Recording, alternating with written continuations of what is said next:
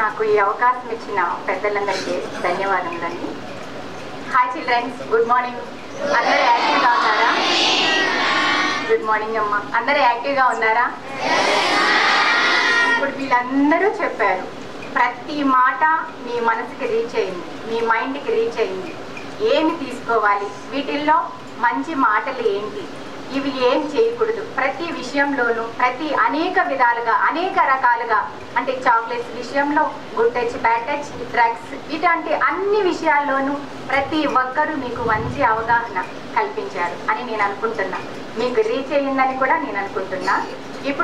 ఇప్పుడు ఇంపార్టెంట్ ఏంటి, ఇంతమంది పెద్దవాళ్ళు మీకు ఇన్ని మంచి మాటలు చెప్పడానికి గల కారణం ఏంటి, మేమెందుకు ఇలా ఉంటున్నాం, మేమెందుకు ఇలా మంచి మార్గంలో నడుచుకోవాలి, ఇవన్నీ మీకు ఎందుకు క్వశ్చన్గా మిగులుతున్నాయి అని అంటే, ఈ డ్రగ్స్, చాలామంది పిల్లలు ఈ డ్రగ్స్కి అలవాటు పడిపోతున్నారు.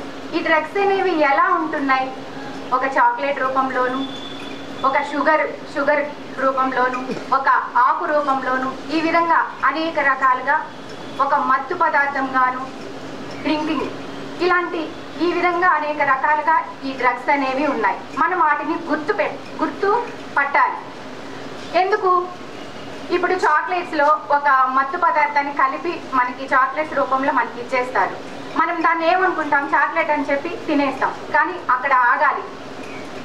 మన పేరెంట్స్, తల్లి, తండ్రి, తమ్ముడు, అక్క, వీళ్ళు ఇచ్చినప్పుడు మాత్రమే అవి తీసుకోవాలి. బయట వాళ్ళు ఎవరిచ్చినా కానీ, ఏది ఇచ్చినా, డ్రింక్ రూపంలో, షుగర్ రూపంలో, చాక్లెట్స్ రూపంలో ఏది ఇచ్చినా కానీ తీసుకోకూడదు. ఓకేనా?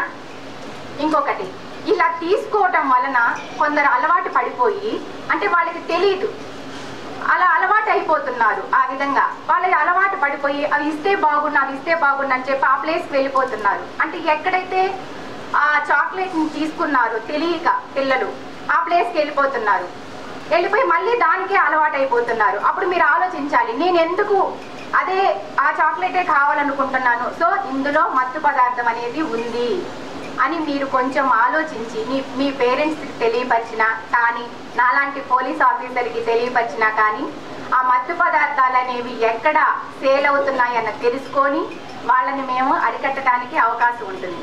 ఇప్పుడు మీకు అర్థమైందా ఎలాంటి సందర్భంలో నాకు విషయం తెలియపరచాలి, నాకైనా కానీ, అంటే ఒక పోలీస్ ఆఫీసర్కైనా కానీ, తల్లిదండ్రికైనా ఇలా తెలియపరిచినప్పుడు మాత్రమే మేము అలాంటి మత్తు పదార్థాలని నిషేధించడానికి మాకు అవకాశం కలిగి వస్తుంది. అంటే మా ముందుకు వచ్చి అవి సేల్ చేయరు కదమ్మా, అందుకు మీకు నేను అలాంటి విషయం మీకు తెలియపరుస్తున్నాం. ఓకేనా? అవి వాడటం వలన ఏంటి, అవి తినటం వలన ఏంటి, కొన్ని ఉపయోగకరం. స్టార్టింగ్లో ఎలా ఉంటుంది, ప్రతి ఒక్కటి నువ్వు చేయదలుచుకున్నది చాలా స్పీడ్గా చేయగలుగుతావు. వాటిని తీసుకోవటం వలన చాలా స్పీడ్గా వాటి మీద ఫోకస్ చూపిస్తావు, చాలా స్పీడ్గా ఆనందం పొందుతావు, చాలా స్పీడ్గా సంతోషం పొందుతావు. కానీ ఇవి తీసుకోవటం వలన క్షీణించి అంత వ్యతిరేకంగా మారిపోతావు. ఎలా, కోపం, ఉద్రేకం, ఇంట్లో అమ్మా నాన్నతో గొడవ పడటం, ఇంట్లో మ్యారేజ్ అయి ఉంటే భార్యతో కొట్టుకోవటం, తిట్టుకోవటం, ఇంకా ఏం చేస్తారు అని అంటే, ఈ వయసులో పిల్లలు ఆటికి అలవాటు అయిపోయినప్పుడు ఈజీ మనీకి అలవాటు అవుతారు. ఎలా, ఇంట్లో మమ్మీ డాడీ డబ్బులు ఎక్కడైనా పెట్టుంటే అవి దొంగతనం చేయటం, అవి తీసుకొని వెళ్ళిపోయి ఆ డ్రగ్స్ అనేవి తెచ్చుకోవటం. అలా దొంగతనం చేస్తూ ఉంటే ఇంట్లో మనీ ఉండకపోవచ్చు, పక్కింట్లోకి వెళ్ళటం, పక్కింట్లోకి వెళ్ళి ఎక్కడున్నాయి డబ్బులు అని చూడటం, అవి ఇంకా ఆ విధంగా ఇంకా బైక్స్ దొంగతనం చేయటం, ఇట్లా దొంగతనాలకి అలవాటైపోతారు. ఎవరు, ఎక్కడ స్టార్ట్ అయ్యింది, ఇక్కడ డ్రగ్స్ తీసుకోవటం వలన ఇంత బ్యాడ్గా మారిపోతున్నాం. ఎందుకు, మనం సాధించాల్సింది ఏముంది, ఒక మంచి పౌరుడిగా, సమాజంలో గుర్తింపు గల ఒక ఉద్యోగ పరుడిగా మనం సాధించాలనుకుంటాం. కానీ వీటి వలన ఎంత నష్టపోతున్నామో చూసారా? అలా దొంగతనం చేయటం వలన దొంగతనం కేసుల్లోకి ఇరుక్కుపోతారు.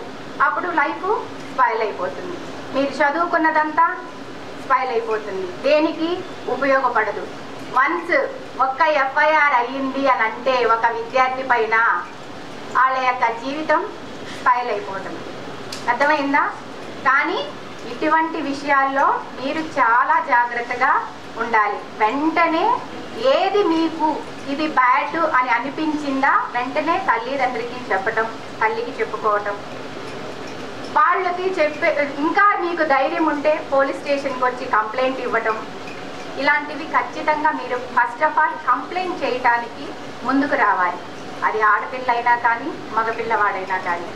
ఎప్పుడైతే కంప్లైంట్ చేయడానికి ముందుకు వస్తారో ఇట్లాంటి వాళ్ళని కూడా మేము అరికట్టడానికి కూడా మాకు కొంచెం యూస్ఫుల్గా ఉంటుంది. ఇకపోతే గుడ్ టచ్ బ్యాడ్ టచ్. అమ్మాయిలు ముఖ్యంగా అమ్మాయి చెప్పింది, మేడం గారు ఏం చెప్పారు, మనం ఇంటిలోనే ఒక అన్న, ఒక తమ్ముడు, ఒక తండ్రి, వాళ్ళ దగ్గరే మనము ఎంత ఒత్తిగ్గా కూర్చుంటామో బయట సమాజంలో మగవాళ్ళ పట్ల కూడా మనం అలాగే ప్రవర్తించగలుగుతాము. ఫస్ట్ ఆఫ్ ఆల్ మనం నేర్చుకోవాల్సింది ఎక్కడా అంటే మన ఇంటిలోనే. ఎంత సక్రమంగా అమ్మ చెప్పిన మాట వింటూ ఎంత ఒత్తిగ్గా కొన్ని తెలుసుకుంటూ ఉంటామో అప్పుడు మీరు సమాజంలో కూడా మగవాళ్ళ పట్ల ఎలా ఉండాలి అన్నది మీకు అవగాహన కలుగుతుంది. ఓకేనా పిల్లలు? ఇంకా మీకు ఎక్కువ చెప్తే మీ మైండ్కి రీచ్ అవ్వకపోవచ్చు, చాలా చిన్న పిల్లలు, చిన్న మైండ్. ఇప్పుడు మీరు కావాల్సింది ఏంటి అని అంటే సమాజంలో ఒక మంచి పౌరుడిగా, ఒక మంచి ఉద్యోగస్తుడిగా, ఒక మంచి గుర్తింపు ఉన్న మనిషిగా ఎదగాలని కూడా నేను కోరుకుంటున్నాను. గాడ్ బ్లెస్ యూ తల్లి, గాడ్ బ్లెస్ యూ అమ్మ. Thank you.